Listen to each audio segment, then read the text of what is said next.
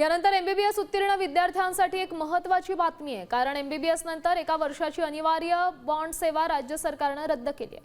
वाढती विद्यार्थी संख्या आणि अपुऱ्या जागा यामुळे विद्यार्थ्यांना पदव्युत्तर प्रवेशात येणाऱ्या अडचणी लक्षात घेऊन हा निर्णय घेतला गेला आहे। मात्र या निर्णयामुळे ग्रामीण भागातील आरोग्य सेवा कोलमडण्याची भीती व्यक्त होतीये।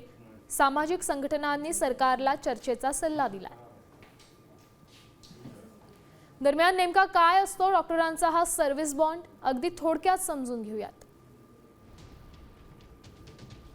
सरकारी शिक्षणाचं कर्ज फेडण्यासाठी अनिवार्य असते ही ग्रामीण सेवा।